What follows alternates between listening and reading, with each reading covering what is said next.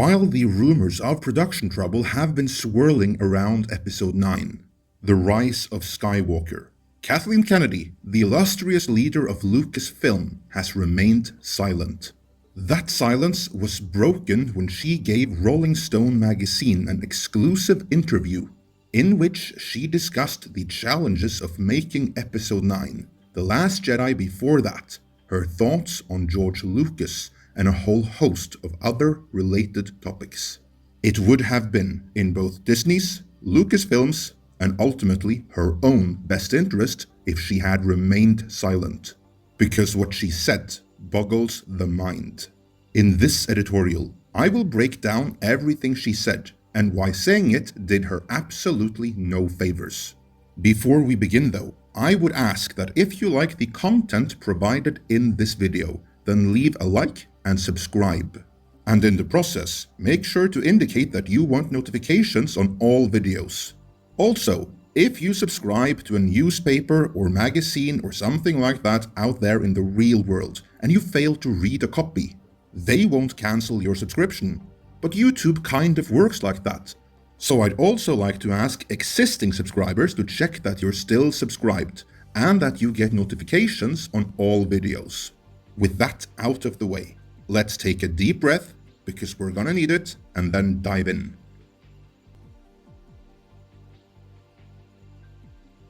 After the usual fluff intro on how experienced and how powerful she is, Rolling Stone got down to business and asked Kathleen Kennedy if Episode 9 was a particularly hard nut to crack, seeing as original director Colin Trevorrow was replaced by J.J. Abrams. A question like this should be easy enough to deflect for any producer worth their salt, but not for Kathleen Kennedy. Instead, she volunteered this little nugget. Every one of these movies is a particularly hard nut to crack. There's no source material. We don't have comic books. We don't have 800-page novels. We don't have anything other than passionate storytellers who get together and talk about what the next iteration might be. We go through a really normal development process that everybody else does. Oh Jesus, tap dancing Christ. According to the head of Lucasfilm, the company that runs Star Wars, there is no source material. I have story treatments of 7, 8, and 9 and a bunch of other movies, and obviously we have hundreds of books and comics and everything you could possibly imagine. They don't have comics, and they don't have 800-page books. Was that a swipe at Benioff and Weiss? Did she just imply they would be nothing without Martin's giant-sized books? I think she did. She's not wrong about that, but this does not absolve her from not knowing about the literal treasure trove of Star Wars novels and comics they have to pick and choose from. If you put a lot of goodwill forward, you could probably make the case that what Kathleen Kennedy meant to convey is that they don't have books or comics covering the sequel trilogy era to adapt. But they do!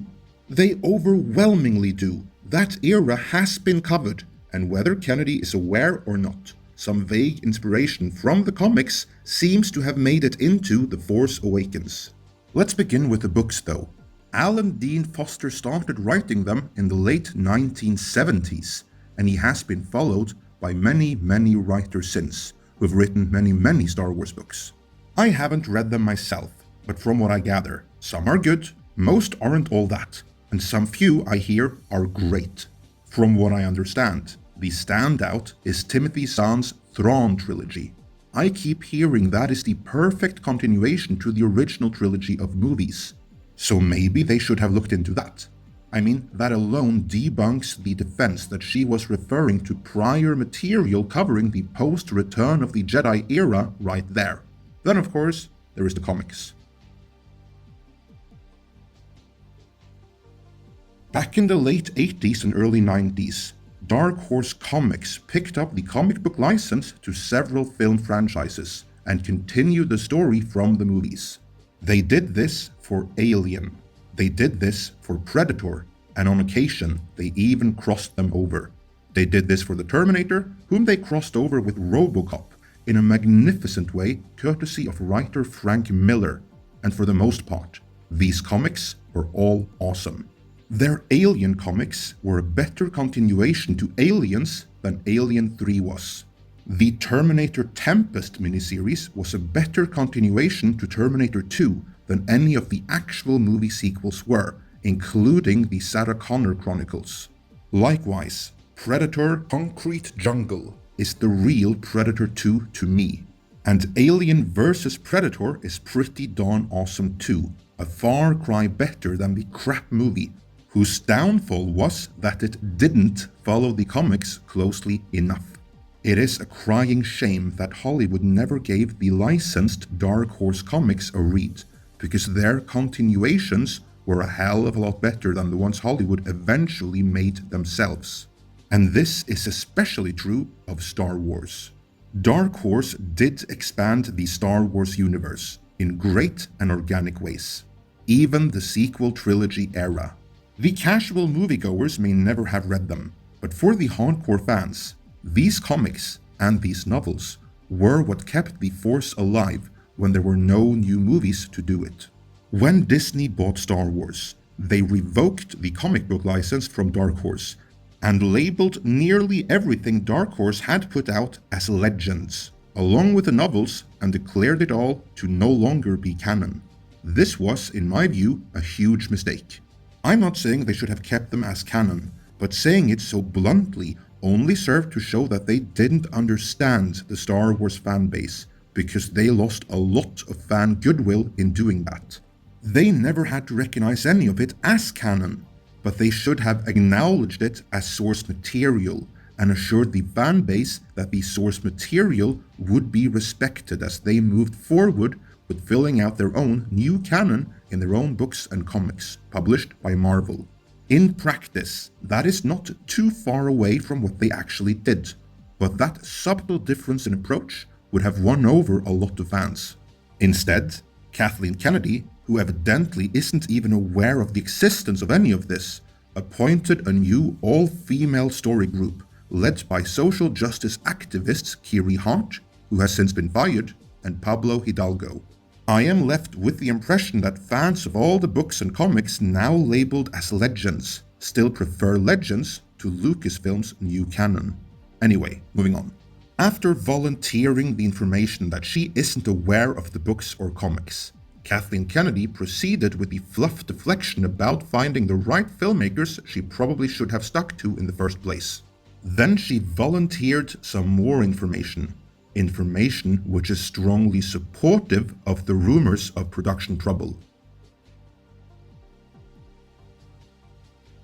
After Kennedy had doubled down on there being no source material, and emphasizing to Rolling Stone magazine that that's why it's so important to let other filmmakers with completely different visions play in George Lucas' sandbox. The publication asked her, "How did you get to the point where you felt, we've got this, with the story of Episode 9? Keep in mind the rumors brought to you by first and foremost our good friend Doomcock, but also some that we were the first to make public, that Episode 9 has gone through multiple rounds of reshoots for multiple different versions of the movie." To be clear, Kennedy did not confirm any of that, not in so many words, but she did say, "Well, I wouldn't say you ever get to a point where you just go, that's it. It's a constantly evolving process. I mean, there's still little things that we're trying to get exactly right now." Well, isn't that interesting? So she is admitting that there are still things they're trying to get exactly right. Doomcock, my friend, this is where you should feel vindicated. Episode 9 premieres on December 18th. A movie of this size and this scale shouldn't still be trying to get things exactly right, less than a month before release. It needed to be locked last month, and even that would have been late. Now is when supercomputers should be working around the clock, just rendering the damn thing. By contrast, J.J. Abrams' Star Trek 09 was completed and ready to be shown to the public more than 2 months prior to its release date. Kennedy goes on though. She said, "We're trying to find a satisfying conclusion. And I think we have, and that's something we can only depend on our instincts to arrive at, whether or not we have. Well, Kathleen, we shall see if you have in a month. Based on where your instincts have taken Star Wars this far, however, I don't think you have. On the contrary, I think the world will be treated to a dumpster fire of epochal proportions when Episode 9 is unleashed upon the world. But that's just me. Kennedy then said, "And then we have what I would call the family and friends that you pull in and you show things to when you try to get some kind of feedback and make sure that you're making sense and that you're delivering on the things that you intend. That's something that we're still talking about right now. That's code for test audiences and test screenings. You know, the ones which are rumored to have gone down very poorly indeed. But rather than progressing forward, the conversation then moved backwards to The Last Jedi. About The Last Jedi, Kathleen Kennedy reiterated how much she loves that movie and how much she loves Rian Johnson. She said that they don't want to just keep making the same movie over and over again, and that she really appreciated the bold moves he made on that movie. I will get back to that in far more detail in a separate editorial in the very near future, so check back for that. For now though, we'll rush along, because next she spoke about the fans, about whom she said, "I love that we have these amazingly passionate fans who care so much. I know sometimes they may think we don't listen, but we do, and I thought it was fantastic that people got that engaged. It just showed me and everybody else how much they care. And that's important for all of us that are doing this. We really look at them as custodians of this story as much as we are. We look at it as kind of a partnership." Oh, do you now? I somehow find that hard to believe.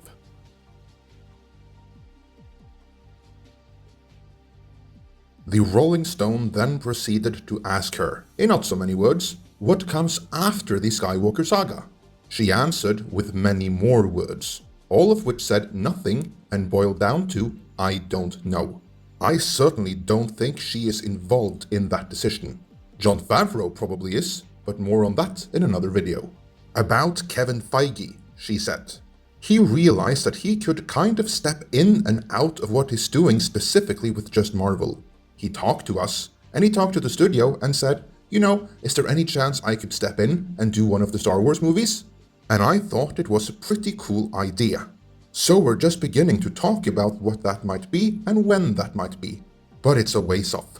There were reports that Kevin Feige wanted in on Star Wars since before The Force Awakens was released, but then they didn't want him. Because he's the head of another division, and the head of one division doesn't play in the turf of another division. That just doesn't happen. So that she thought bringing him on now was a pretty cool idea is an outright lie. That's pure spin, a face-saving measure to distract from the fact that the higher-ups, or rather the higher-up, Bob Iger himself, ordered someone else in, as Kennedy clearly wasn't capable of doing the job. Speaking of someone else, about George Lucas, Kennedy began by saying how long she had known him and how good friends they were, before addressing the revelations in Bob Iger's book, in which it was revealed that Lucas did not like The Force Awakens and that he felt hurt and betrayed by the process that led up to it. We've covered this in detail before. To this, Kennedy said, "I think there's plenty of examples where people create something that is fundamental to who they are, where it's difficult letting go and watching that become something different. So I think, initially, that was difficult for George. I don't think he anticipated how hard that would be, and JJ came into it with such enthusiasm, and frankly, reverence for Star Wars and for George, and had to find what was personal for him. He had to make it his own. Every director who comes into a movie has to make something their own. They have to find themselves in the storytelling. And then that's going to become a different point of view. I think that's all George was reacting to. She may think so, but personally, I think her comments are, in some sense, both condescending and a bit disrespectful. Especially when you consider that the only reason she was hired was because George Lucas thought she would protect his vision when Disney took over. Clearly, she did not. But Kennedy had more to say. He may not agree with every choice JJ made. He may not agree with every choice Rian made. But he appreciates the filmmaking. That I know. He so appreciates, for instance, what ILM has done in the work of these movies. I mean, that's a company he created, and he just continually tells me how astounded he is by how far things have come and how, now, whatever comes into your mind can be achieved. Yeah, that probably is true. I can very well imagine that the special effects are all he is excited for about Episode 9. But there is, luckily, more Star Wars going on elsewhere, in the shape of The Mandalorian, which is spearheaded not by Kathleen Kennedy, but by Dave Filoni and Jon Favreau. About that, Kennedy went on to say, George came down, for instance, on The Mandalorian to see what we were doing. He's worked a long time with Dave Filoni, and he's known Jon Favreau, and he was just like a little kid on that set when he was watching what we were doing. What do you mean we, Kathy? They. George Lucas was just like a little kid on that set when he was watching what they, Filoni and Favreau, were doing. Get your pronouns straight. I understand that failure to do so is a hate crime in your neck of the woods. Anyway, that I can believe. Dave Filoni, Jon Favreau, and The Mandalorian probably left him feeling there may still be hope. Kathleen Kennedy has done a pretty good job of removing that in her domain. A domain she is only in charge of on paper, and even that may change in the not-too-distant future. I have much more to say about the triumvirate of Kathleen Kennedy, George Lucas, and Bob Iger, and how one of them let the other two down most grievously, but I'll save that for another editorial. Till then, let me know your thoughts on Kennedy's comments about the books and comics, as well as how excited you are for Episode 9 in the comments.